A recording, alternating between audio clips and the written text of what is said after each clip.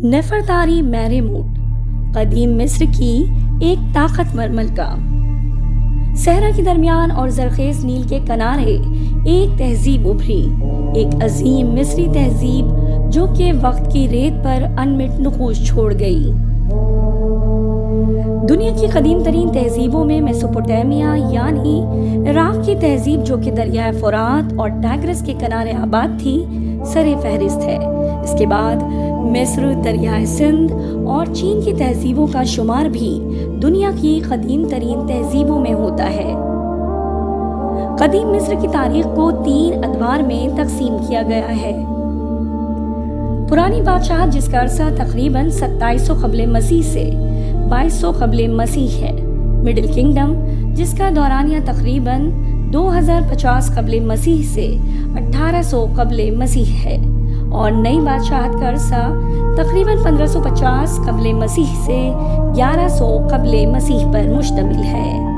یونانی فلسفی ہیروڈوٹس نے ایک بار کہا تھا کہ مصر دریائے نیل کا تحفہ ہے۔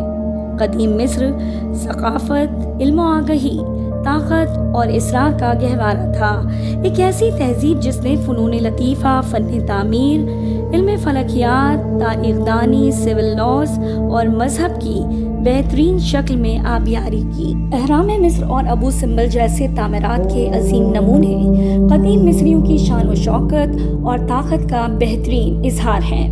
اسی جاہ و جلال کے بیچ 1301 قبل مسیح میں مصر کے ایک معزز خاندان میں نیفرتاری میریموٹ کا جنم ہوا۔ اس کے مقبرے میں موجود نوشتے پر فیرو آئے کا نام درج ہے، جس سے معلوم ہوتا ہے کہ نیفرتاری کا تعلق 18ویں ڈائنسٹی کے ایک اہم خاندان سے تھا، تاہم یہ واضح نہیں ہے کہ فیرو آئے سے اس کا رشتہ کیا تھا۔ نیفرتاری کا مطلب ہے بیوٹیفل کمپینین یعنی خوبصورت ساتھی۔ آپ کو بتائیں کہ نیفرتاری مصر کی طاقتور ملکہ اور رامسس II کی پہلی عظیم شاہی بیوی تھی، جس کا ذکر مصر کی اہم ترین ملکاؤں کلیوپیٹرا، نیفرٹیٹی اور ہیٹشپسوٹ کے ساتھ کیا جاتا ہے۔ شادی کے وقت نیفرتاری کی عمر 13 جبکہ رامسس II کی عمر 15 سال تھی۔ اس جوڑے کے ہاں پہلا بیٹا رامسس II کے عنان حکومت سنبھالنے سے قبل پیدا ہوا۔ رامسس II نے تقریباً 1290 سے 1224 قبل مسیح تک ابتدائی 19ویں بادشاہت کے دوران حکومت کی۔ حکومت کے ابتدائی سالوں میں نیفرتاری مندر میں اپنے فیرو شوہر کے ساتھ عبادت کرتی اور شوہر کی ذمہ داریاں انجام دیتی تھی۔ نیفرتاری سے رامسس II کے 4 بیٹے اور 4 بیٹیاں تھیں۔ وہ اعلیٰ تعلیم یافتہ تھی جس کا کار سلطنت، دربار اور خارجہ معاملات پر گہرا اثر و رسوخ تھا۔ اسے مصر کی علاماتی زبان لکھنے میں بھی بڑی مہارت حاصل تھی۔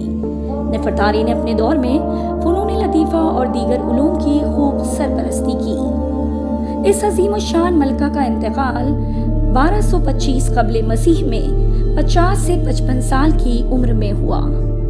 فرعون نے اپنی بیوی کے اعزاز میں ابو سمبل میں ایک مندر بنوایا، جبکہ ویلی آف کوئنس میں اس کا مقبرہ عظیم ملکہ کی شان و شوکت کا منہ بولتا ثبوت ہے۔ مقبرے کی دیواروں پر زندگی سے بھرپور رنگین تصاویر خود ملکہ کے معاملات زندگی کی عکاس ہیں۔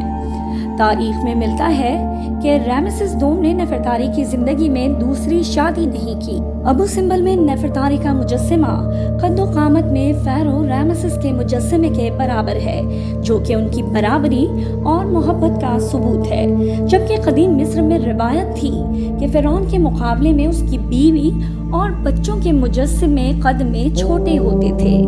حضرت موسیٰ علیہ السلام کا ٹکراؤ مصر کے کس فرعون سے ہوا، اس پر کافی بحث ہو چکی ہے، لیکن اسکالرز کا جھکاؤ اس بارے رامسس II کی جانب ہی ہے، اور نیفرتاری ہی آسیہ بنت مزاحم ہیں جنہوں نے حضرت موسیٰ علیہ السلام کے معجزات پر ایمان لا کر وحدانیت کو قبول کیا تھا، اور وہیں سے میاں بیوی کے تعلقات میں دراڑ آ گئی تھی۔